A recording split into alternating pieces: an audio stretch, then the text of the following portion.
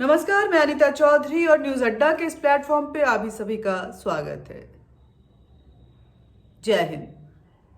आज बात करेंगे दिशा रवि के बेल को लेकर के। दिशा रवि की बेल हो चुकी है। दिशा रवि जो टूल किट मामले को लेकर के सुर्खियों में आई थी, ये वो टूल किट है जो 26 जनवरी की हिंसा के सारे राज खोल रहा था। दिशा के ग्रेटा थैनबर्ग के साथ व्हाट्सएप चैट भी सामने आए और ये पूरी तरह से साबित हो रहा था कि दिशा रवि कहीं ना कहीं 26 जनवरी के हिंसा मामले में जो साजिश रची जा रही थी उसमें शामिल थी। उसकी प्लानिंग की वो भी एक पार्ट थी। दिशा रवि अपने आप को पर्यावरण की कार्यकर्ता बताती हैं, वो एक्टिविस्ट अपने आप को बताती हैं, इन्वायरमेंटल एक्टिविस्ट। लेकिन इन्वायरमेंट के नाम पे अगर आप देखेंगे तो दिशा के न ट्वीट में कहीं कोई ट्वीट नजर आता है, ना उनके काम में और ना उनके शब्दों में। वो कुत्ते से प्यार तो जरूर करती हैं, उसके साथ फोटो खिंचवाती हैं और शेयर करती हैं, लेकिन पेड़ पौधों को किस तरह से मोहब्बत के साथ रखा जाए इसके ऊपर उनके कोई भी काम नजर नहीं आते हैं। लेकिन क्योंकि ग्रेटा थैनबर्ग की वो करीब भी हो चुकी हैं, इसलिए वो इन्वायरमेंटल एक्टिविस्ट है।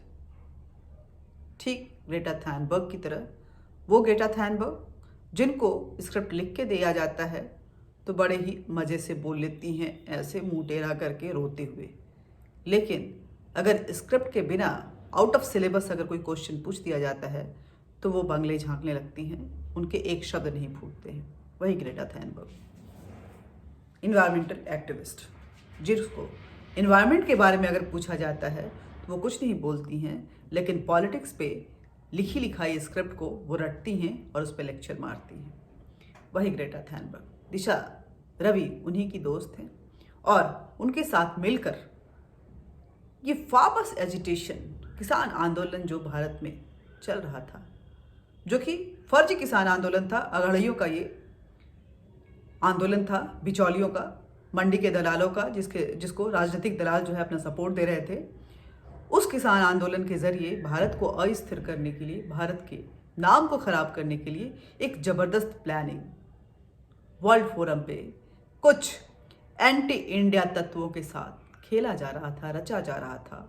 और दिशा रवि, ग्रेटा थैनबर्ग, शांतनु, निकिता जैकब, ये लोग इसके मास्टरमाइंड बनकर अपनी प्लानिंग जो है वो एक दूसरे के साथ डिजिटल प्लानिंग टूल किट के जरिए शेयर कर रहे थे। टूल किट क्या होता है मैं आपको पहले भी बता चुकी हूँ। दिशा रवि को बेल मिला, ये कोई बड़ी बात नहीं है। बेल तो मिलते ही रहता है इस देश में, बड़े से बड़े अपराधियों को बेल मिला है।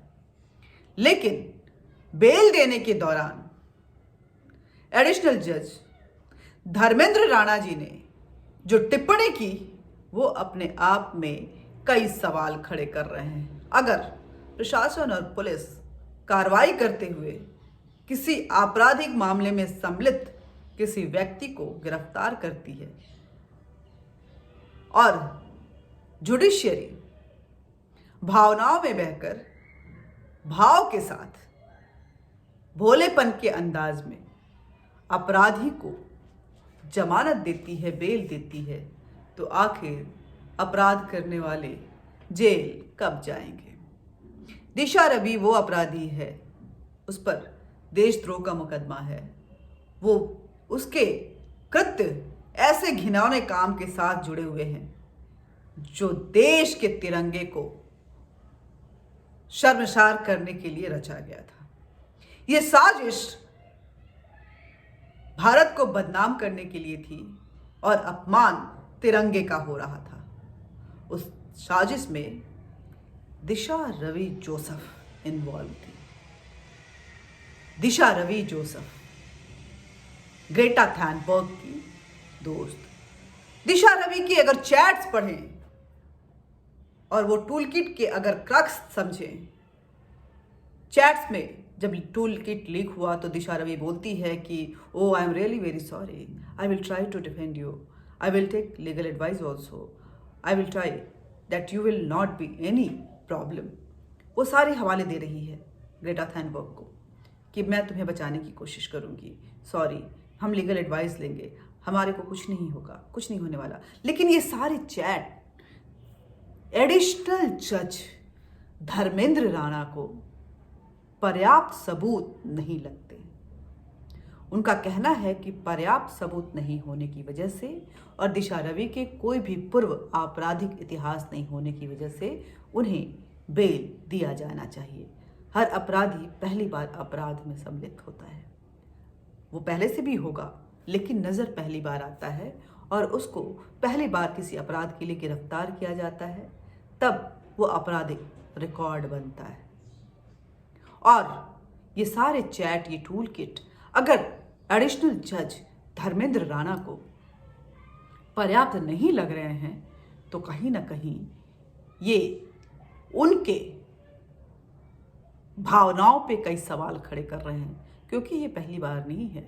अगर एडिशनल जज धर्मेंद्र राणा के पहले के भी टिप्पणियां और उनके जो जजमेंट्स हैं, उनके जो कार्य करने के तरीके हैं और उनके कार्य में जिस तरह की उपलब्धियां हैं, उनको अगर देखेंगे तो आपको लगेगा कि जज साहब अपराधियों को छोड़ने में, खासकर एक खास प्रजाति के अपराधी को छोड़ने में, जो लेफ्ट लीनिंग होते हैं, उनको छोड़ने में खासा बिलीव रखते हैं। वो जुडिशियरी की आइडियोलॉजी को कम और लेफ्ट लिबरल आइडियोलॉजी को ज़्यादा बिलीव करते हैं। आप उनके रिकॉर्ड्स देखिए, फिर आपको समझ में आ जाएगा। पुलिस को कटघरे में खड़ा करना ये उनकी फितरत में है। पुलिस पे वो तल्ख टिप्पणियां भी करते हैं, हमेशा अपर्याप्त सबूतों का हवाला देते हुए अपराधियों को छोड़ देते हैं। जज साहब, पर्याप्त सबूत नहीं है, लेकिन पूछताछ के बाद जो अपर्याप्त आपको लग रहे हैं वो सबूत पर्याप्त हो जाएंगे।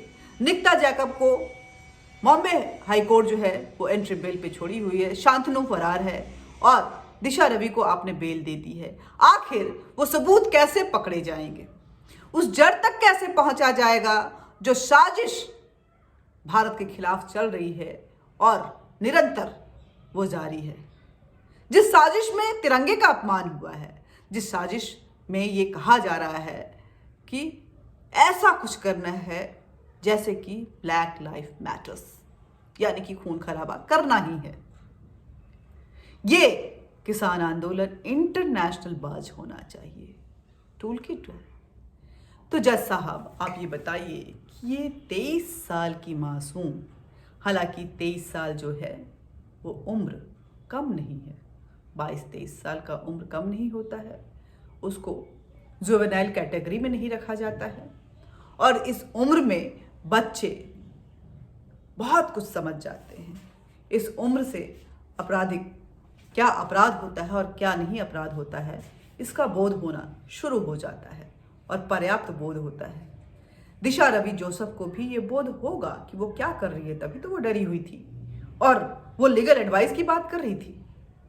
टूल किट में अगर ऐसा कुछ नहीं था जज साहब, तो फिर उसके लीक होने से दिशा रवि को क्यों इतना डर लगा? माफ कीजिएगा, दिशा रवि जोसेफ को क्यों इतना डर लगने लगा? वो क्यों ग्रेटा थैनबर्ग को बचाने की बात करती है? वो क्यों लीगल एडवाइस की बात करती है? और वो टूल किट ही अपने आप में पर्याप्त है जज साहब, जो ये बता रहा है कि उस पर देशद्रोह का मुकदमा चलना चाहिए, क्योंकि मीटिंग्स हुई हैं खालिस्तानियों के साथ, उसके लिंक हैं, वो भारत की बर्बादी के लिए एक रोड मैप तैयार कर रही है, मास्टरमाइंड मानी जा रही है, वो एक्सपर्टीज हासिल कर रही है, और फिर भी वो मासूम कैसे हो सकती है? जज साहब, आपको बता दें कि अगर हम रेड लाइट भी क्रॉस करते हैं, ट्रैफिक रूल को ओवररूल करते हुए किसी रेड लाइट को क्रॉस कर जाते हैं, तब भी हमें जेल जाना पड़ सकता है। हम पर चार्जेस लगते हैं, हम पे फाइन लगता है। हम कभी सड़क पे कोई हंगामे खड़ा कर देते हैं, तब भी हमें जेल जाना पड़ सकता है। हम पे चार्जेस लगते हैं, हम पे मुकदमा होता है, वो पहला टाइम होता है, लेकिन वो व्यक्ति सज़ा उसको मिलती है, पेनल्टी उसको लगता है। हम ड्रंक एंड ड्राइव में अगर जाते हैं तो हम पे पेनल्टी लगता है और हमें जेल जाना पड़ सकता है। तो आखिर हिंसा में लिप्त इस मास्टरमाइंड को मासूम कैसे कहा जा सकता है, जबकि इतने सारे सबूत आपके सामने थे? जज साहब, आपने कैसे छोड़ दिया? उन सबूतों को अपर्याप्त कैसे कह दिया? उसको क्यों आपको सफिशिएंट नहीं लगे इतने सारे सबूत? आखिर पुलिस किस तरह से जड़ तक पहुंचेगी और किसी भी इस तरह के कार्य जो हो रहे हैं भारत के खिलाफ, उसके जड़ तक पहुंचने के लिए आखिर और कौन सा तरीका है, ये भी आप सजेस्ट कीजिए। जुडिशियरी में आप हैं, आपकी आइडियोलॉजी संविधान है, जुडिशियल सिस्टम है, और इस देश की संप्रभुता को बचाना है। इस देश के सिस्टम पे लोगों को विश्वास दिलाने के लिए आपको कठोर कदम भी उठाने पड़े तो उठाने चाहिए वो। लेकिन आप भाव, इमोशंस का हवाला देते हुए अगर एक आइडियोलॉजी के तहत अगर आप काम करेंगे तो आप उस पद पर बैठने के लायक नहीं हैं। You should not be there.